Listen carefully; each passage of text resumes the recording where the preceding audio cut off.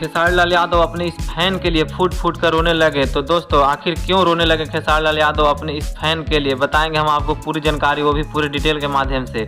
लेकिन उससे पहले अगर आप हमारे चैनल पर नए हैं तो वीडियो को लाइक कर चैनल को सब्सक्राइब जरूर करें और बिना समय लेते हुए ये वीडियो को शुरू कर देते हैं। तो दोस्तों खबर कुछ इस तरह का है जिसमें कि अच्छे अच्छे कलाकारों का रोना भी संभव है।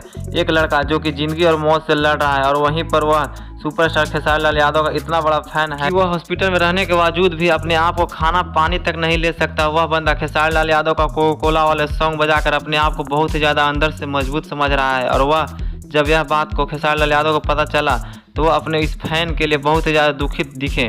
तो वैसे सुपरस्टार खेसारी लाल यादव अपने आप को फैंस के लिए जान तक निछावर कर देते हैं, क्योंकि खेसारी लाल यादव बाहर से जितने कठोर दिखते हैं उनका दिल अंदर से उतना ही ज़्यादा मुलायम है। तो वैसे आप क्या कहना चाहेंगे खेसारी लाल के फैंस के बारे में, जो अपने आप को हॉस्पिटल में रहने के बावजूद भी खेसारी लाल का गाना सुनकर वो अपने आप को मन बहला रहा है? तो दोस्तों आप अपनी राय कमेंट बॉक्स में ज़रूर बताइएगा।